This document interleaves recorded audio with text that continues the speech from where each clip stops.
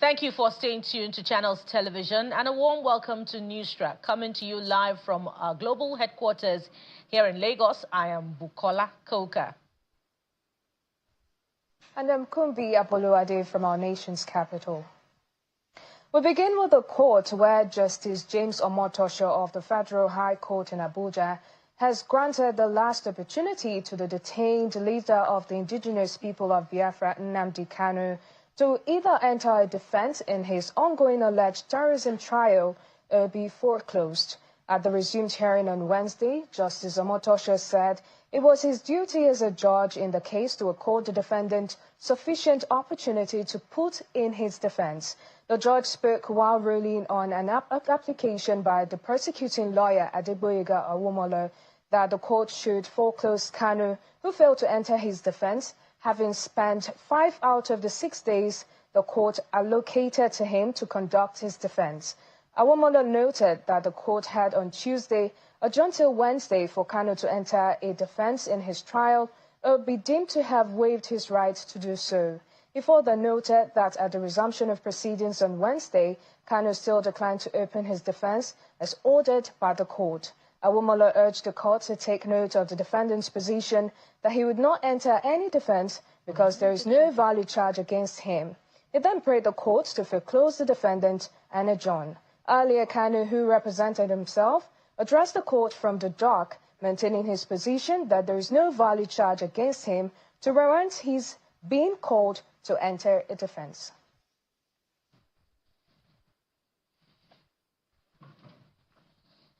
I will return to the court in a moment. But the chairman of the People's Democratic Party Board of Trustees, Senator Adolphus Wabara, is chairing a meeting of party chieftains in the board where he is calling for reconciliation and peace in the party. The BOT chairman is also asking warring members to sheath their swords in the interest of the party and has given an assurance that the BOT will not take sides but work towards reconciliation of all members.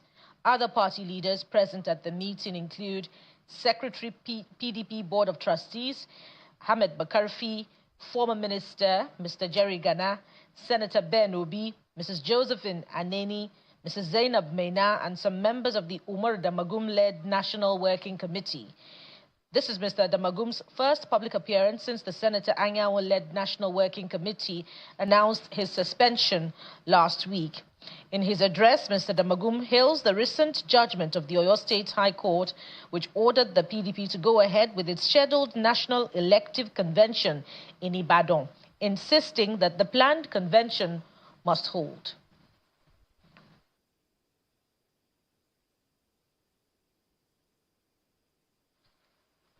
Justice James, before that, the arraignment of activist Omoyele Sowore has suffered yet another setback as Justice Mohammed Umar of the Federal High Court in Abuja adjourned proceedings to December the 2nd.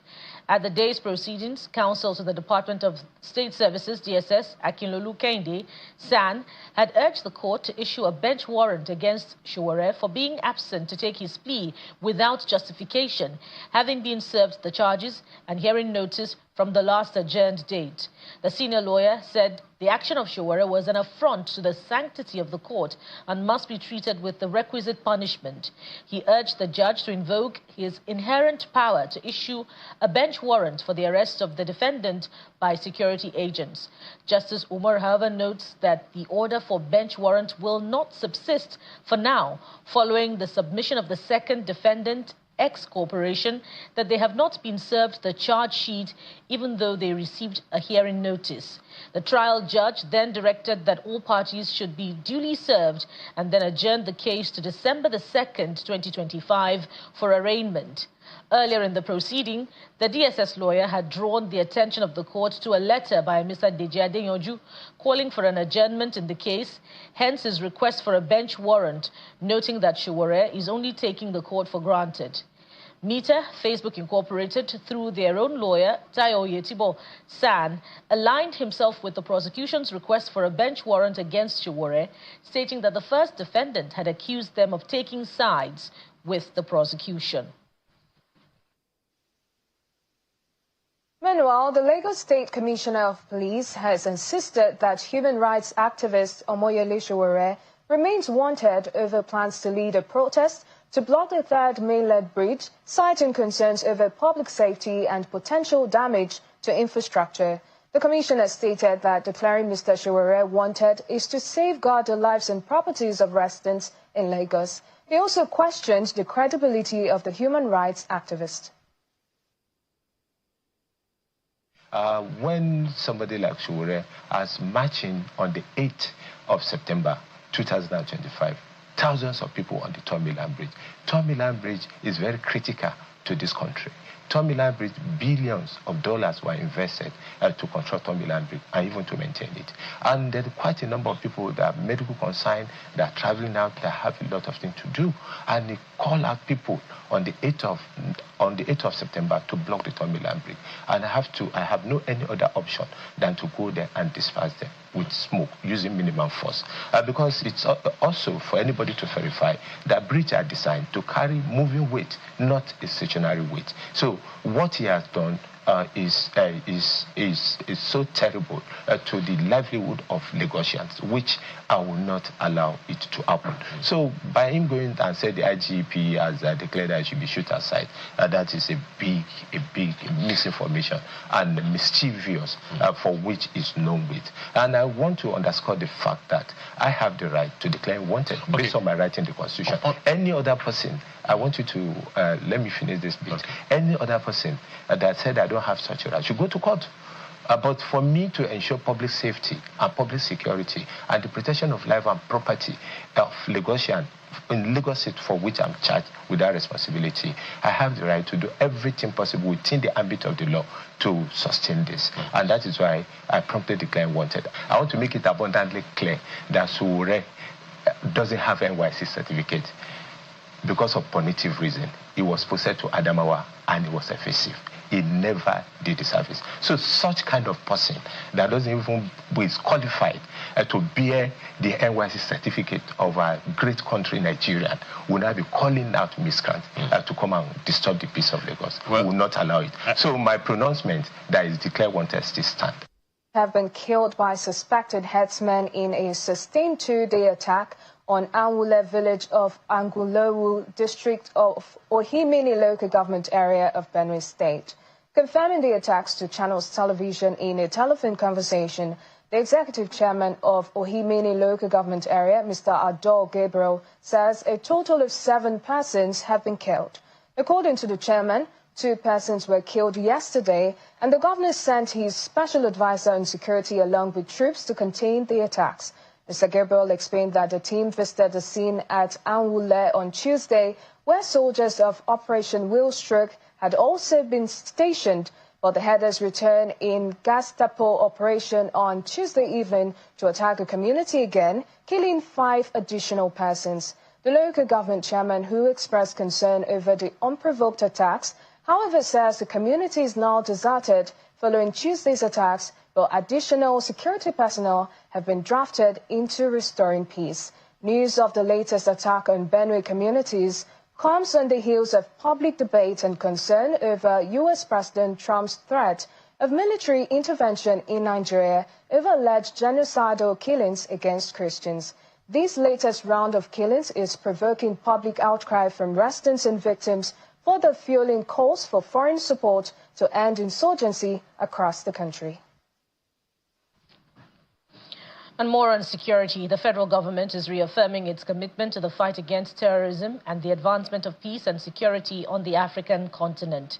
Speaking in Abuja at a preparatory meeting for the retreat of the Peace and Security Council Committee of Experts of the African Union, the national coordinator of the National Counterterrorism Center, Major General Adamu Laka, reaffirms Nigeria's commitment to continental peace and collective security. He adds that through sustained investment in counterterrorism coordination, regional partnerships, and community-based approaches, Nigeria continues to contribute meaningfully to the African Union's vision of a peaceful and secure Africa, as articulated in Agenda 2063 and the Silencing the Guns initiative. Delegates from across Africa converge on the conference room of the National Counter-Terrorism Center in Abuja for a capacity-building workshop and preparatory meeting for the retreat of the Peace and Security Council Committee of Experts of the African Union. The Memorandum of Understanding signed between the Center and the AU to strengthen counter-terrorism initiatives in the Sahel and West Africa and the efforts of the leadership of the NCTC in the fight against terrorism and violent extremism receives commendation. The Center has signed the MOU with the African Union, and we want to congratulate you for this. We believe that this MOU will deepen the collaboration between the Center and the African Union, especially on issues related to counterterrorism. The workshop provides an opportunity for Nigeria to affirm her commitment to continental peace and collective security. Nigeria recognizes that no country can overcome these challenges in isolation. Accordingly, we continue to champion regional cooperation, intelligence sharing, and capacity building as pillars of our collective security. In the same vein, the government of the Federal Republic of Nigeria, under the leadership of President Bola Ahmed Tinubu, GCFR, remains deeply committed to the war against terrorism and to advancing the cause of peace and security on the African continent. This commitment was further demonstrated during the high-level African Counterterrorism Summit held in Abuja in April 2024. As Africa continues to grapple with evolving and complex security challenges, including terrorism, violent extremism, transnational organized crime, and instability driven by governance deficit and socio-economic pressures, participants are united on the need for innovative, coordinated, and sustainable responses.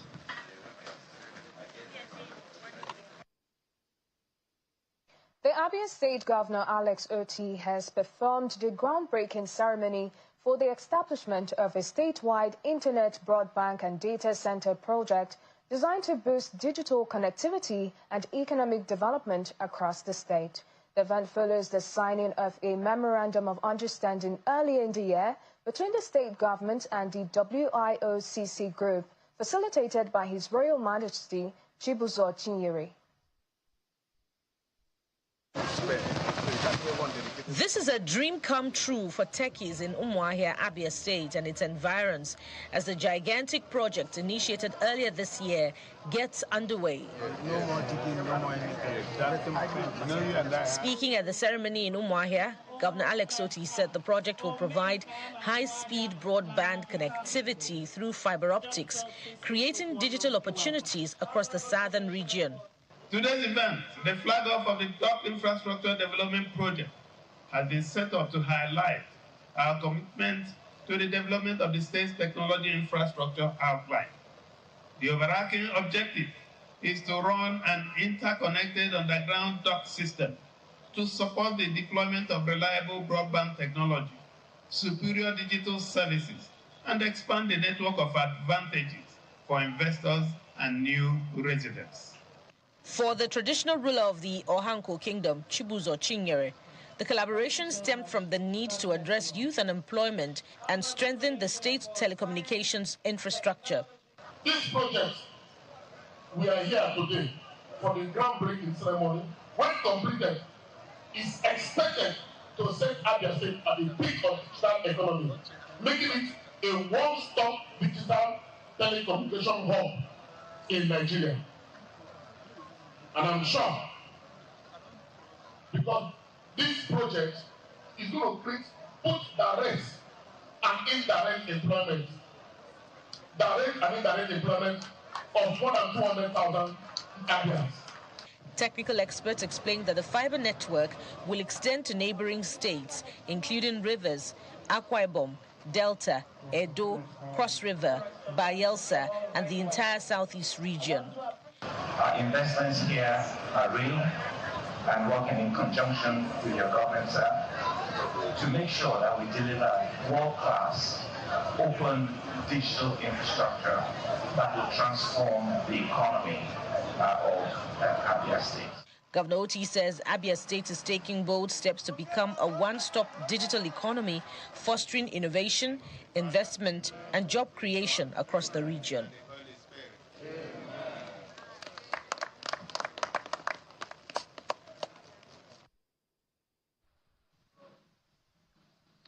When we return from this break, from the world of sports, 7-time Grand Slam champion Venus Williams is making a return to Auckland Classic in January after getting a wild card from the organizers. And on the international scene, at least 7 people killed after a UPS cargo plane crashes in Kentucky. That's in a moment. Please stay with us.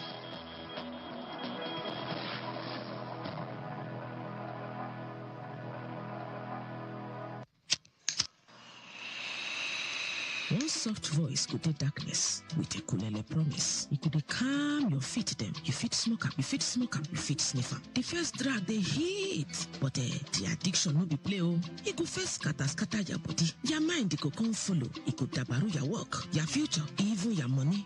But no forget oh, help day, no give up. You fit break cycle with correct help and better support. You fit overcome am. Reach out for better future. Na Niger Delta Development Commission (NDDC) say make a young give una. Say no to drugs. NDDC, 25 years of making a difference.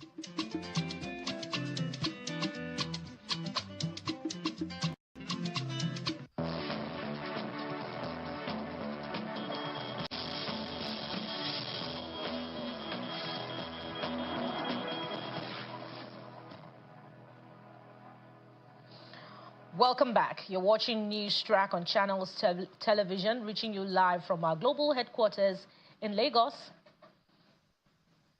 And from our studios in Abuja, the nation's capital. The Lagos State Building Control Agency has announced plans to commence the use of agents from certified accredited programs to enforce compliance with building standards across all the 57 councils. The Special Advisor on EGIS and Urban Development, Mr. Olajide Babatunde, made this known during a press conference at the headquarters of the Lagos State Building Control Agency in GRA Ikeja. He says Oworonshoki is part of the regeneration plan being carried out by the Lagos State government, and those affected by the demolition exercise are being compensated. The Lagos State Special Advisor on Enterprise Geographic Information Services, Mr. Olajide Babatunde, the General Manager of the State Building Control Agency, officials of LASBA, agents of Certified Accredited Program and other stakeholders in the build sector converged at LASBA headquarters, GRA Ikeja, to deliberate on the compliance of building standards across all local government areas of the state. Thank you very much. As part of efforts to prevent building collapse, demolition of structure, government insists that all property in Lagos must have approvals. After you get your drawings certified or passed by the Lagos State Physical Planning Permit Authority, LASPA, they will send the drawings to us for screening. We'll be charging a screening fee. It's not much. But you need to understand that the screening is done by both the CAP agents and also our in-house staff. If you want to buy a property, ensure that that property has an approval. If you want to rent a property, make sure that that property has an approval. Because, you see, the law protects the vigilant, and ignorance is not an excuse in a law court.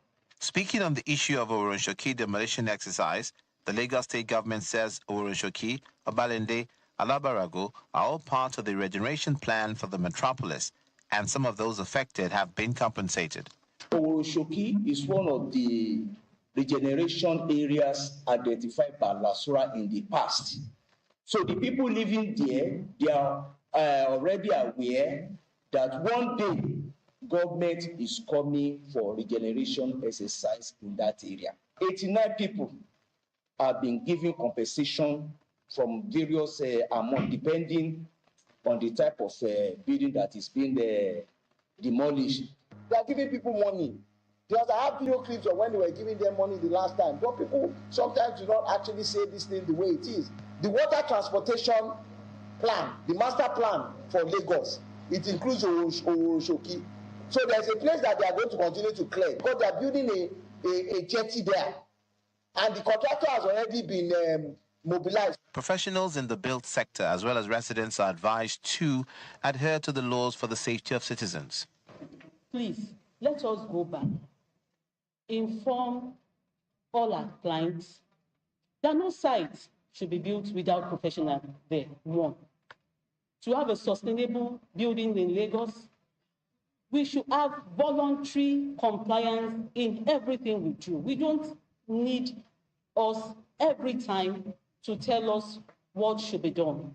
The Lagos State government is encouraging the public to imbibe voluntary compliance of building regulations in order to avoid issues of building collapse and ensure safety of lives and property.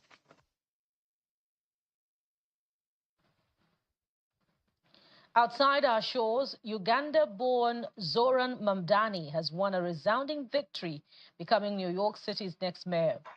The Democrats' win marks a remarkable rise from state lawmaker just a year ago to one of the most talked about politicians in the United States. The Democratic Socialist, who spent part of his formative years in South Africa, will be the first Muslim mayor in the city's history. Speaking to a crowd of supporters on Tuesday night, Mamdani criticized President Donald Trump, urging Americans to pay attention to his work as he celebrated his historic win.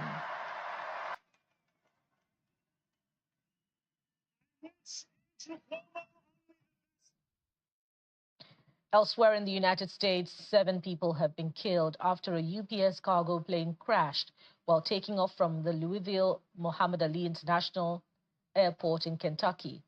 State Governor Andy Beshear said the plane's 3 crew members were likely among the dead after the freighter exploded on Tuesday night. The governor added that at least 11 other people were injured in the incident. First responders say many victims suffered very significant injuries and warned that the death toll could rise. At least 66 people have been killed and hundreds of thousands fled their homes as one of the strongest typhoons this year ripped through the central Philippines. Authorities say Typhoon Kalmaegi flooded towns on the densely populated highland of Cebu, where 49 of the fatalities were reported. The death toll also includes 6 crew members of a military helicopter that crashed in the southern Cebu while deployed for relief operations.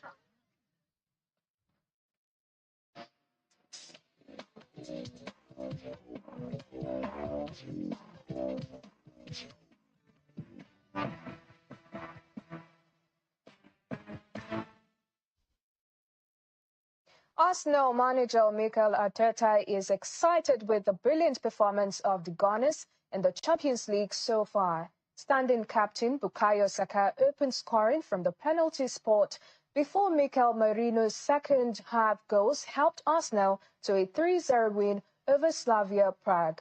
They have now scored 11 goals without conceding to maintain their perfect start in the competition.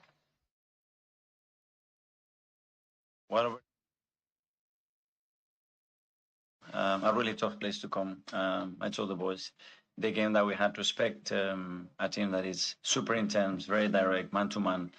So very short sequences of play, a lot of fouls, a lot of restarts, very difficult to get any fluency in the match. But if we were patient and emotionally controlled, we're going to have our chances and the way they set up. And we did that. I think the margin was, at the end, it looked comfortable, but I don't think it was a comfortable match at all. And not only the win, but as well the fact that we have some players that they haven't played much playing, performing really well. Mikel stepping up as a 9 and scoring 2 goals. Mike's making his debut and probably the youngest ever, probably. Andre as well. So a lot of positives tonight. At the FIFA Under-17 World Cup, the young Pharaohs of Egypt made a triumphant return to the competition for the first time since 1997, easing to a 4-1 win over Haiti in Group A. Egypt next face Venezuela on Friday in what could be a key clash in the group. 2-0. An opportunity for Celestin. Bear down on Egypt's box again. He picks out Pierre. Oh, there you go. It's missed by Stanley Louis. First there was Hamad, and Egypt restore their 2-goal lead. Atia, a lovely delivery. Get all one up now. And it's Omar Cabal who has surely secured the 3 points. And Omar Cabal header secured the 3 points. Seven-time Grand Slam champion Venus Williams has been granted a wild card to play in Auckland Classic in January. The 45-year-old is making a return to the Australian Open warm-up event after coming back to the circuit in August at the US Open following a 16-month break. Williams, who won the Auckland Classic in 2015 when she beat Caroline in the final, has lifted 5 Wimbledon singles titles, 2 US Opens and an Olympic gold in Sydney in 2000. In the NBA, Oklahoma City Thunder have set a franchise record for a consecutive victory. Shai Gilgeous-Alexander scored 30 points and 12 assists as the defending champion extend their season-opening winning streak to 8 games with a 126-107 victory over the Los Angeles Clippers. Isaiah Joe added 22 points, and Casey Willis and Aaron Wingis each had 12 to help the Thunder overcome an early surge by the Clippers. James Harden scored 25 points, and John Collins added 17 for the Clippers on the second night of the home back-to-back. That was very good word. I like that. SGA on the spin. Wiggins, yeah. Comes on and gets one right away. Pretty move. The answer at the other end by that man. Lou Dort with the 4 fouls back on the floor. Joe, automatic this man. Again. And that sums it up on Newstrack, coming to you live from our global headquarters here in Lagos. Thank you for watching. I am Bukola Koka. And I'm Kumbi Apollo-Ade from Abuja.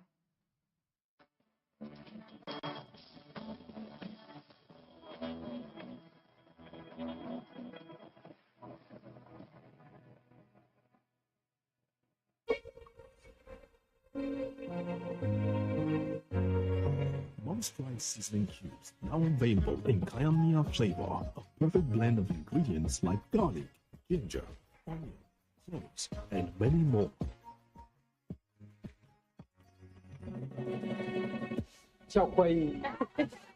Mom's Pride Kayamiya, Mom's Pride the Dawa, and Mom's Pride beef flavor. Mom's Pride. Share the pride.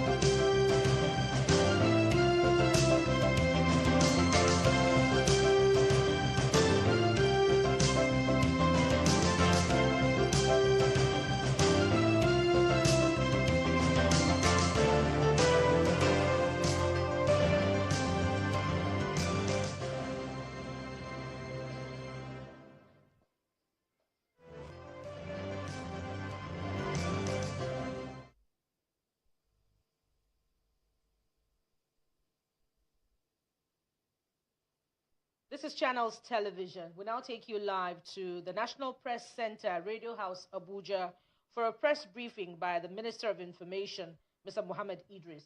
Do stay on with us.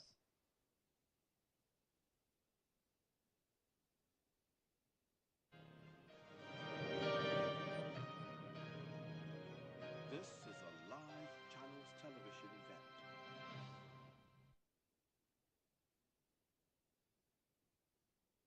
Here. What this means is that all leading population practitioners from all over the world are going to come to Nigeria next year. The International Press Institute has also agreed to hold its executive board meeting in Nigeria next year. These are all good things happening to our country, in addition to so many other things happening from other parts of the world. Gentlemen and ladies of the press, let me welcome you once again to this briefing. And I must appreciate you for turning out in large numbers, even at a very short notice. This, to me, goes a long way to indicate the seriousness and the commitment of the Nigerian media towards the Nigerian project. We are indeed very grateful for your presence. The government of President Bola Ahmed Tinubu is well appraised of the level of anxiety created by the designation of our country as a country of particular concern, or CPC, by the US government, and the threats of military action by the President of the United States, following a wrong perception and misrepresentation of the security challenges in our country. The federal government has always recognized the security challenges that have beset our country since 2009 with the advent of Boko Haram and other criminal elements. Let me state at the outset that the government and people of Nigeria, the Federal Republic of Nigeria, have taken note of the position of the government of the United States of America on Nigeria over the alleged violations of religious freedom here. Nigeria faces long-standing security challenges that have impacted Christians and Muslims alike. And we mourn every loss of life, knowing that every single loss of life is one too many for this country. President Bola Ahmed Tinubu is more than determined to confront and end these security challenges.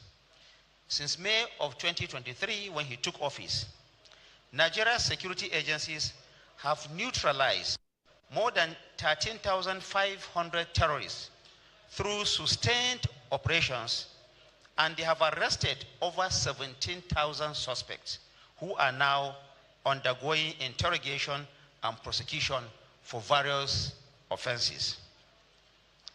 Also, more than 9,800 victims abducted by these terrorist elements, including women and children, have been rescued and have been reintegrated with their families. It is important to restate that the menace of terrorism in Nigeria does not exclusively target any religious or ethnic group. As in many parts of the world, extremism is mindless and it is blind to religion, to class, and to any tribe. It is a war against all peace-loving Nigerians and against the unity and progress of our great country. Therefore, any narrative suggesting that the Nigerian state is failing to take action against religious attacks is based on misinformation or faulty data. Several leading personnel of the very dedicated armed forces of Nigeria and the country's intelligence agencies are Christians working and succeeding alongside their Muslim colleagues in the fight against extremists and criminals waging war against our country and against our values. Also, Nigeria's security challenge cannot be fully understood without acknowledging the volatile security situation in the Sahel region and complicating factors such as the collapse of Libya over a decade ago, flooding the region with terrorist elements. This has also led to the illegal importation of illegal weapons and firearms into Nigeria. The socio-economic dimension of the conflict in the North Central, especially in Plateau and Benue State, was exacerbated by the age-long farmers-herders violent clashes, which is made worse by issues of climate change and desertification. In this regard, President Tinubu is working studiously to address the economic context in addition to creating the Ministries of Regional Development and Livestock Development, which have changed the design and framework of the way people have access to economic benefits in these areas. The hope of the administration is that this will stimulate rural economic independence and also interdependence amongst people. This, of course, is intended to provide that soft, non-kinetic approach to ensure that issues of terrorism, extremism related to these conflicts are addressed once and for all.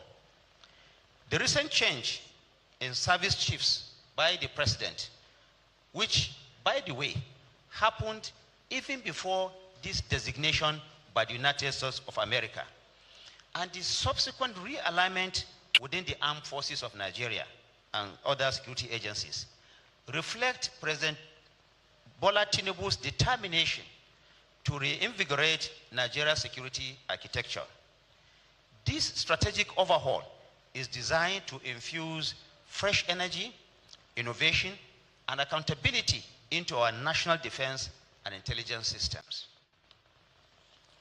The mission is to deliver better results, strengthen coordination among the services, and stamp out terrorism and violent crime in every part of Nigeria. The President's directive is unequivocal to the armed forces. He said that every inch of the Nigerian territory must be secured, and every citizen must live free of fear wherever they may find themselves in this country. This regional dimension underscores why Nigeria continues to champion greater cooperation within the ECOWAS sub-region, the African Union, and with other international partners, including the United States of America, to stabilize the Sahel region and cut off transnational lifelines for terrorism to thrive. Our military and other security agencies are winning the war on terrorism, and the results in the past years, and most especially in the last 2 years of the Tinubu leadership, are real, and they are also remarkable. Of course, we know that challenges continue to exist, and the President is not shying away or running away from them. Rather, they are being confronted headlong to ensure that we all live a country that is free from this criminal activity. We have made stringent efforts in curtailing access to small arms and light weapons by non-state actors. Security agencies have recovered and destroyed over 5,000 military-grade rifles. They have also intercepted over 20 gun-running networks in the past few months.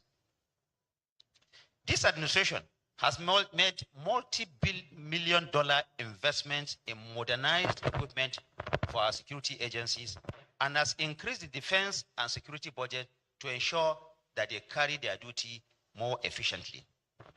The President has always given the military his absolute support, and I assure you that there is the political will to remove the last vestiges of the menace of terrorism in our country. In the last 2 years, significant progress, to give you an example, has been made in the war against terrorism across the Northwest, Northeast, Southeast, North Central, and other parts of this country. Within this period, the number of terrorism-related attacks has plummeted. In March, a report, and I want you to listen to this, in March this year, a report by the Global Terrorism Index indicated that terrorist attacks were at their lowest in over a decade in Nigeria. The Nigerian government did not say this. It is also the international community represented by the Global Terrorism Index that has given out this information. In the last 8 months, the Nigerian military, like I said, have neutralized over 592 terrorists in Borno State alone. Many of them,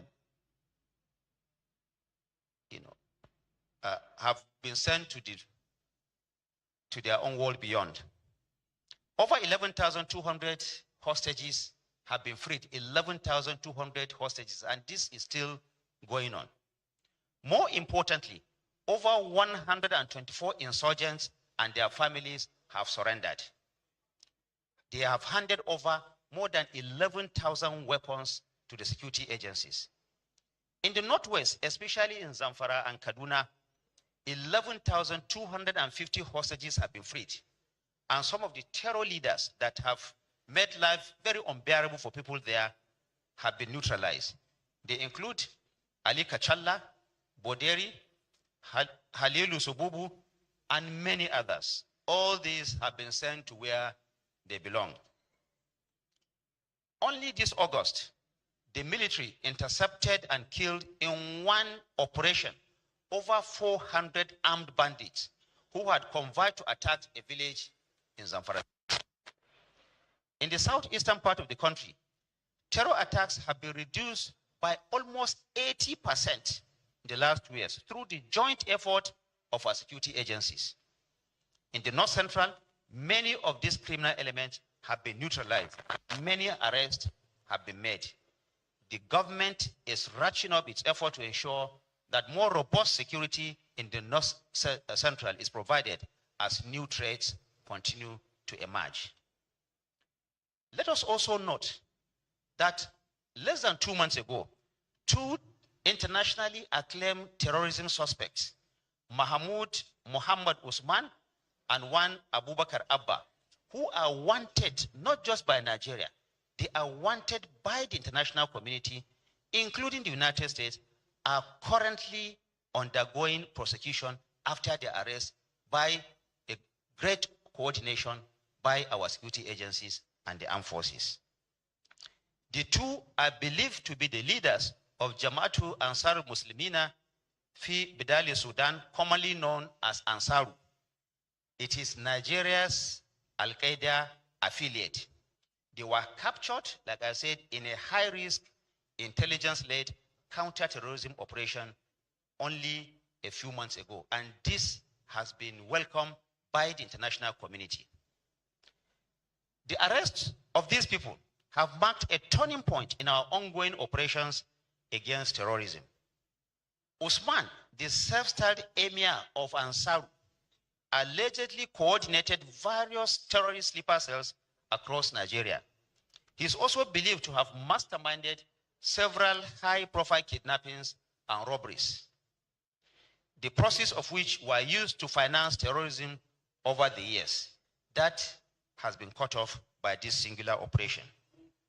And Abba, Usman's chief of staff and deputy, is alleged to have led the so-called Mahmudawa cells, which operated around the Kainji National Park, located on the border between the states of Niger and Kwara, as well as on the border with Niger, with Benin Republic. Another terror suspect, Khalid Al-Barnawi, accused of being the mastermind of the August 26, 2011 bombing of the UN complex in Abuja, in which 20 people were killed and more than 70 others injured, is also facing prosecution. Captured in 2016, Al-Barnawi is facing trial along with 4 other terror suspects, Mohammed Bashir Saleh, Umar Mohammed Bello, also known as Detti, Mohammed Salisu, and Yakubu Nuhu, also known as Bello Maishai. On August 11, 5 terror suspects were arraigned before a federal high court in Abuja over their alleged involvement in the June 5, 2022 attack on the St. Francis Catholic Church, Owo, in Ondo State, southwest Nigeria. Also undergoing trial as the suspect arrested in connection with the Yelwata massacre. You remember the Benue incident in Yelwata in Benue State, in Guma local government area on June 13 this year, 2025, where dozens of people were killed and about 107 were injured. This drew worldwide condemnation. On June 24, after a sweeping operation, 26 suspects in connection with this massacre were arrested. In August of this year, terrorism-related charges were filed before the Federal High Court in Abuja against these suspects. There are hundreds of other suspects under the military's protective custody whose cases are being handled by the Office of the Attorney General of the Federation in accordance with our laws. So far, 125 of the terrorists have already been convicted. The various arrests and trials of terrorism suspects showed that Nigeria's security agencies have been diligent in dealing with the perpetrators of terror in the country. Of course, we recognize that more needs to be done to secure Nigeria, and that is why the president is working assiduously and issuing directive to the new service chiefs to ensure that they indeed wipe out the remnants of these criminal elements. We shall continue to make the suspects accountable for disrupting the peace of our country in consonance with the rule of law. The federal government will not relent until the remnants of these criminal elements and perpetrators are permanently removed from our country. The government of Nigeria remains open and willing to work closely with any member of the international community, including the United States of America and other nations and partners, to achieve our shared goal. That is the complete elimination of terrorism and criminal violence extremists on the Nigerian soil. Mr. President has vowed, and he's continued to work to ensure that wherever they are, all those that are making Nigeria unsafe in this country are permanently removed from this country. And we are having a great march in that direction. The cooperation between Nigeria and the United States of America has already resulted in aircraft, which have been support from foreign nations, including the United States of America, in addressing our shared security concerns. We warmly invite all our partners, both domestic and international, to join us in this noble endeavor, anchored on trust, on collaboration, and also based on mutual respect. The President Tinubu administration remains ever faithful and committed to its duty of securing our nation and its people. We want to assure Nigeria and Nigerians that the country is indeed in capable and steady hands under President Bola Ahmed Tinubu, who is leading the charge to boost our economy, to strengthen our military and intelligence capabilities, and lead the country towards greater and shared prosperity for everyone. On the current misreading and misjudging of the reality of Nigeria's true security situation by the United States, President Tinubu is taking the lead to resolve all areas of misunderstanding through all available diplomatic and political channels, just as the federal government welcomes more collaboration, assistance, and partnership with all our foreign partners, including the United States of America. Nigeria, indeed, is not running away from the fact that, yes, indeed, we have this big security challenge. And therefore, we welcome all our partners, all our friends, from wherever they may be, to please come and join hands with us in the understanding of our situation and also in helping us to get rid of this menace. I want to thank you for your attention. May God bless the Federal Republic of Nigeria. Thank you very much.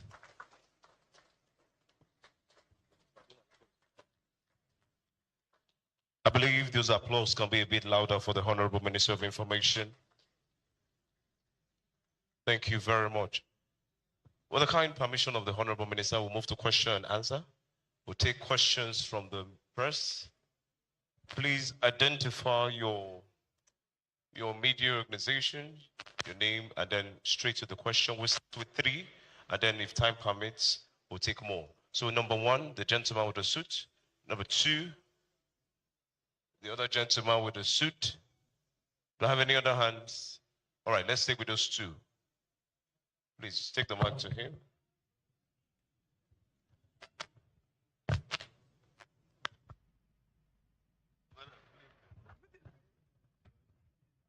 Honorable Ministers, good afternoon.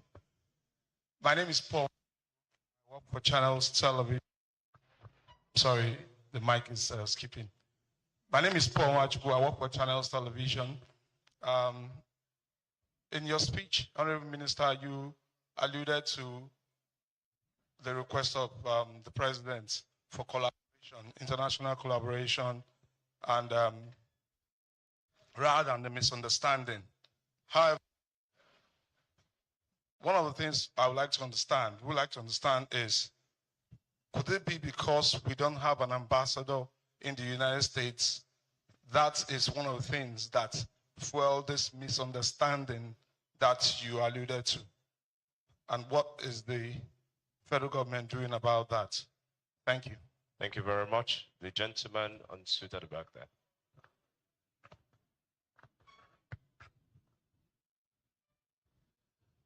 Good afternoon, Honorable Minister, and the delegation right there on the table, and to thank you for all you do for the people of Nigeria. My name is Somna Sambo, Director of News at Arise TV. The question I have to ask is on the issues of justice. Nigerians are saying that the underlying factor here is the issues of justice and the treatment of minorities, whether ethnic minorities, religious minorities. When religious minorities, for example, are crying that killings happen in their communities, not much happens, and sometimes they are confronted with the killers that perpetrate this in their communities. The policing system, like we heard the Chief of Defense Staff now saying, is a big problem. Isn't it time for us to consider a pseudo-military system like the National Guard that the Babangida administration tried, since the police is having a challenge and the military says it's too overstretched to be engaging in internal issues? Because some of the community people tell us that when people are arrested for perpetrating these crimes, before you know it, they are released. And some of the victims see the killers face to face. And so it's a problem. And then the second thing, Honorable Minister, is the issues that we are hearing as journalists, that some foreign influencers and lobbyists are pumping in money into Nigeria to actually reach out to religious groups, CSOs and others to actually work against the interests of the country. We don't know if indeed the federal government has heard anything about this. And if people who are receiving these monies, the federal government is tracing those monies. And of course, what needs to be done to have a whole of society approach so that people are not used against their countries because of the interests of foreign countries.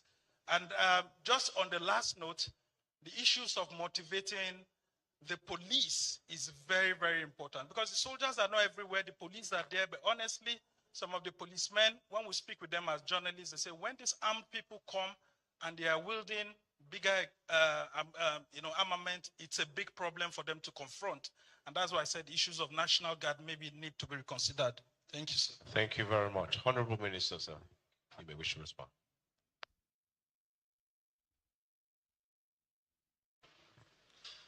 Thank you very much.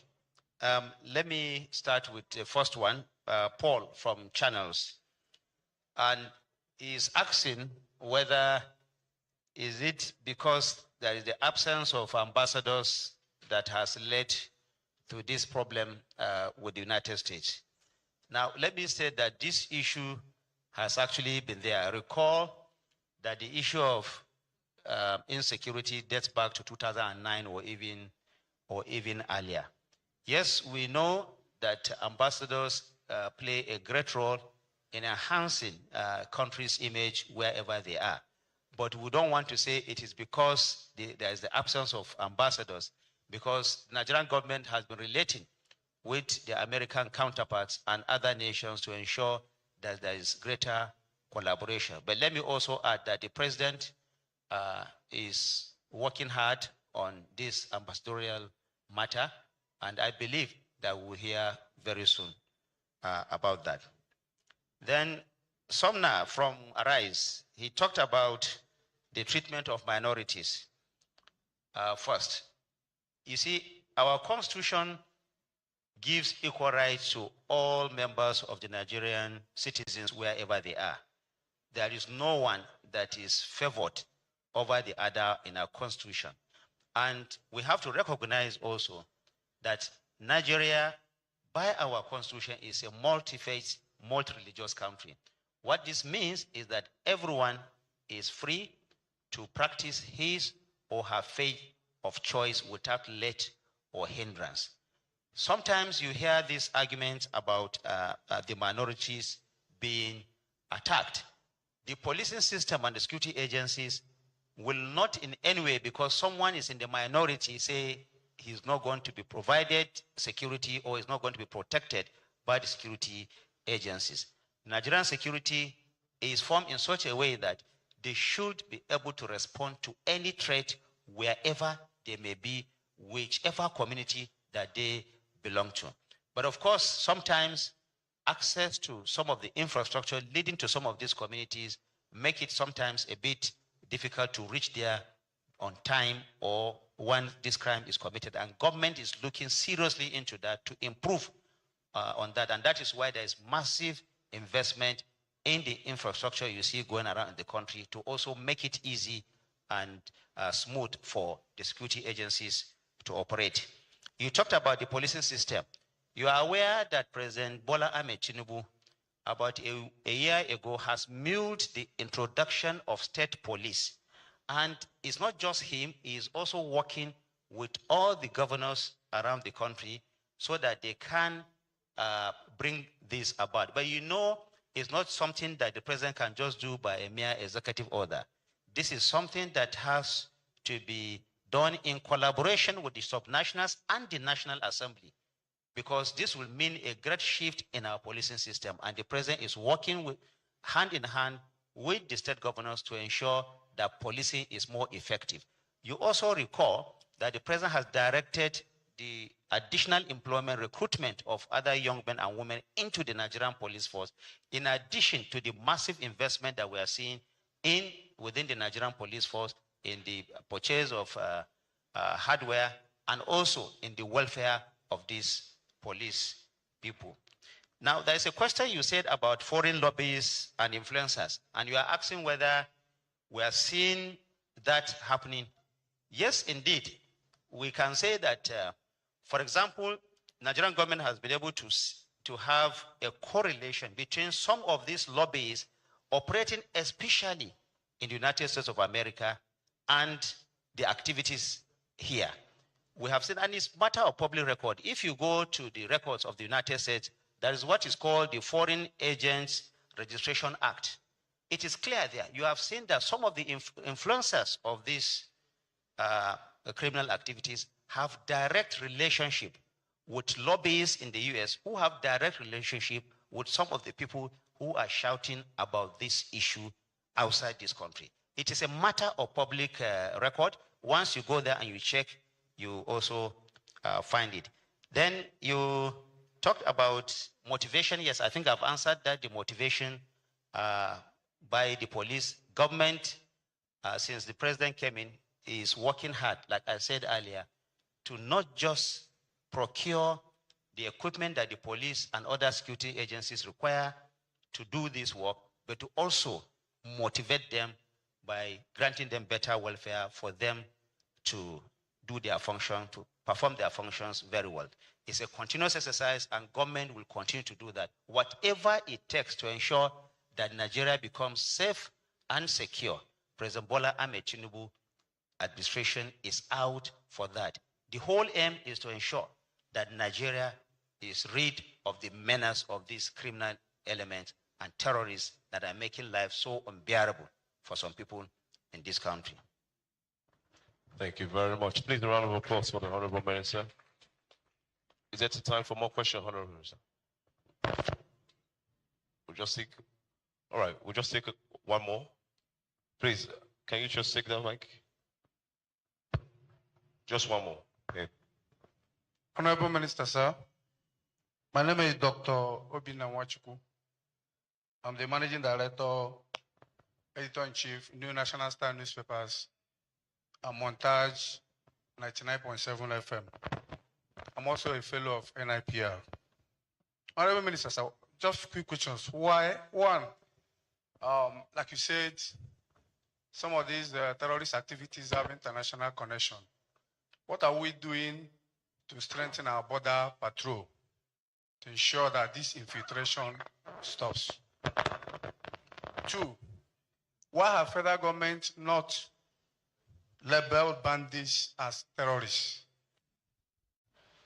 Because most of the bandits, the activities they are carrying out is almost what the Boko Haram others are doing.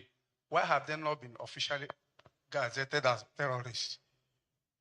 Then, thirdly, there was a time we were told that there are people who have been identified as terrorism financiers, those who are financing terrorism, and we were told their names will be made public.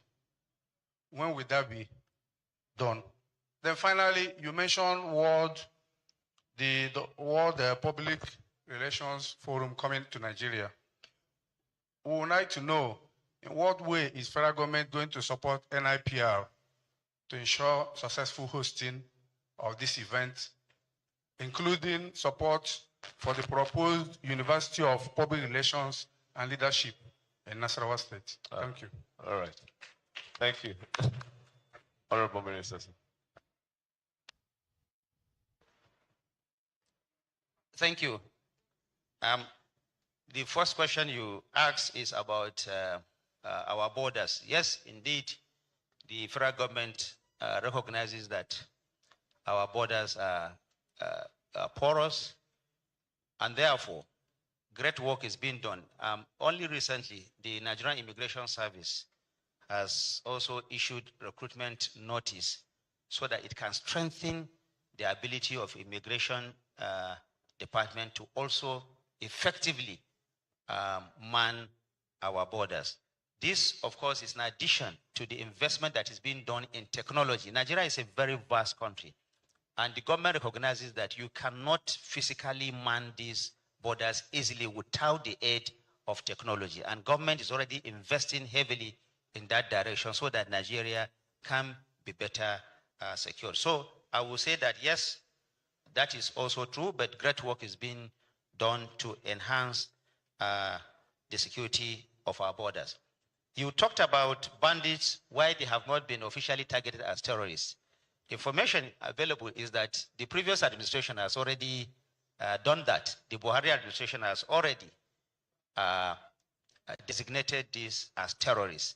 You cannot be coming out and be killing people and then you are being treated as a normal person. These are terrorists, and the Nigerian government characterize them as such and will continue to work to ensure that we deny them the space and the oxygen that they require to operate within our borders. The one that you said is unrelated to this is about the World Public Relations Forum. Nigerian government is working with the Nigerian Institute of Public Relations, with the World Public Relations Forum to ensure that this event is a successful one. And then you talked about the proposed University of Public Relations that is coming up in Nasarawa State. The Nigerian Institute of Public Relations is working with the Nasarawa State government, is working with the Federal Ministry of Education to finalize all the regulatory documentation towards the success of that. We believe that the federal government will work with the Nigerian Institute of Public Relations to ensure that we have this university come alive so that Nigerians can be better trained in that art of public relations. Now, having taken the last question, let me just appeal to our media once again. It's important for us to know that the issue that we have at hand, and even the issue generally about insecurity, is not one that has to do with any politics or region or ethnicity or tribe. Insecurity, terrorism is something that affects everyone. And like we always say, it is the duty of all of us, especially members of the media, to deny these terrorists the kind of undue publicity that they always require for them to continue to perpetrate this criminal act. You cannot celebrate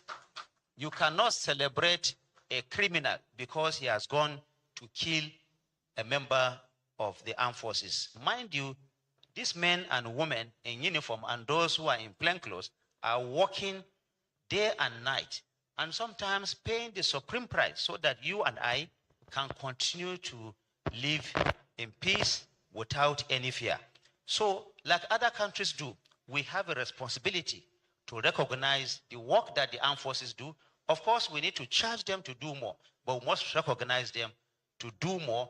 We should not discourage them by, portraying them as being inferior to these criminal elements that are not patriotic, that are doing this so that they can create division and they can also create violence so that all of us will not live in peace. I want to assure you of the commitment of President Bola Ahmed Tinubu administration to wrestle these remaining remnants of these criminal elements to the ground. The president has zero tolerance for them. The president has also charged the security agencies. Recall his direct words when he was swearing in the service chiefs about 2 weeks ago. He has charged them with responsibility of flushing out, of taking out all these people perpetrating this crime wherever they may be in any part of this country. And this is exactly what they have sworn to. And we believe that going forward, we are going to see significant changes, significant improvement, leading to the complete elimination of these criminal elements from wherever they are. But we have to be careful and think as Nigerians at this time, to act as Nigerians. This is the only country that we have. We have to fight collectively to keep it together in peace and prosperity and along the vision of President Bola Ahmed Tinubu so that all of us will have a prosperous Nigeria to live in. Thank you very much. Thank you very much. I want to bring the veteran Dele Alake. I'm sure he has something to add to what I've also said. Honorable Minister. Thank you very much, Honorable Minister of Information. All government officials here present and all our colleagues, professional colleagues and associates. The Honorable Minister of Information has reeled out a lot of instructive statistics and data, very, very instructive to counter the narrative of inaction by this government. And I want to plead with you as the purveyors of information. It is not just enough to get a text or listen to a speech or an address. One of the core tenets of our profession is to be able to identify the core message in an address. And the core message, the takeaway here, is the criticality of those statistics. They are very, very critical. Because when situations like this arise, the tendency, the inclination or proclivity of human beings is to react emotionally. But here, in this government, in the Tinubu government, we are not reacting emotionally at all. We are reacting with empirical verification. And that's what the Honorable Minister of Information had just done. The statistics, the figures, the data showing specific actions to ameliorate the long-standing insecurity. We all know that this insecurity did not start yesterday, nor started in 2023. But from the actions taken so far, if one is unbiased, you will know that from the plethora of actions taken in the last 2 years, if we had taken those actions in the last 10 years, we probably won't be where we are today. Ranging from the changes in the security architecture, the top brass of our various security agencies, changed in 2023, changed again few days or so ago, to reinvigorate and inject new enthusiasm and impetus into the fight against insecurity. These are not happenstances.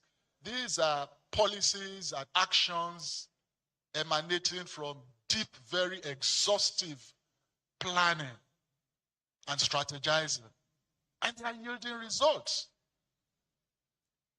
And only, just as the minister said, a global organization recently published the fact that globally, in the last decade in Nigeria, the last 2 years had recorded the lowest incidences of insecurity. Locally, to us, even one incident is an anathema, is abhorrent. But when you look at the various figures in the last 10 or more years, and you do a comparative analysis with the last 2 years, you will see the tremendous efforts that this government had put in place and the actions so far taken to stem the tide of this insecurity. Insecurity which we know, except one is deceiving himself, nearly everybody in this country knows that there is no deliberate targeting of any religion for persecution. There are factors.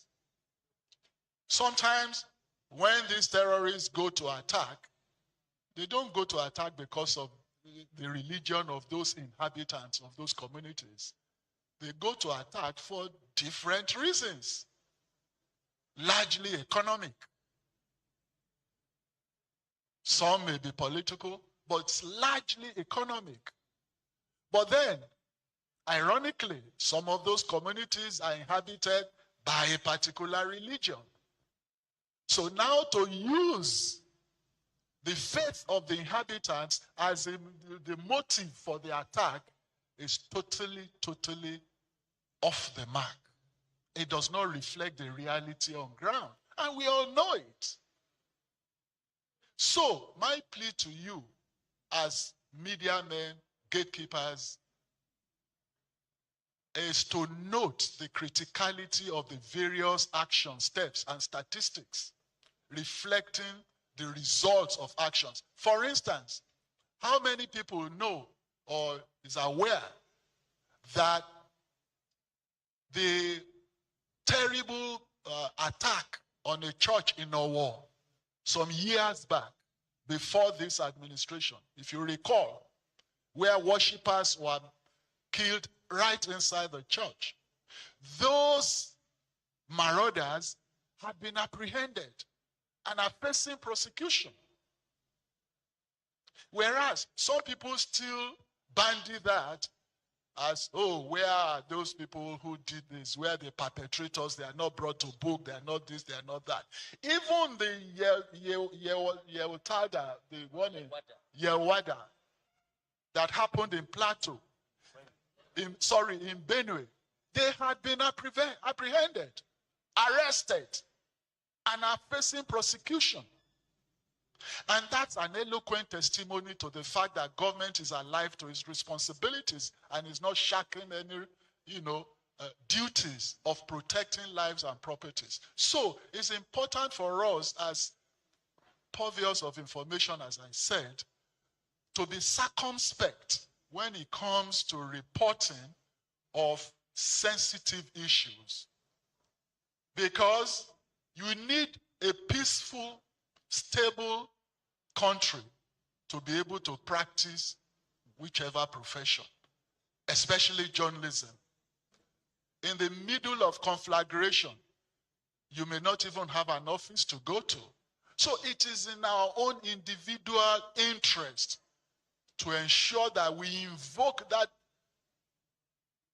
subject of mass communication in graduate school, which is called responsibility theory of the press, which means the press has a responsibility to the society in which it is operating. Because if there's no society, there's no press, there's nothing, there's no institution. So even on a selfish note, we have a duty to protect the sanctity of our nation and of our society so that we can practice our profession in an unfettered environment, in a peaceful, progressive environment. And what the minister just said about you supporting our security agencies in combating the security is also very, very important. And I'll give you one simple idea of how the media inadvertently perpetuates a wrong narrative. For instance, when terrorists kill members of the security agencies, like the military, the screaming headline is always X number of soldiers killed by terrorists. Killed. That's the active word. Conversely, when our military succeed in killing terrorists, the headline is usually the military says it or claims it has. That immediately creates a specter of cynicism and skepticism, unbelievability, which further strengthens the hands of the terrorists.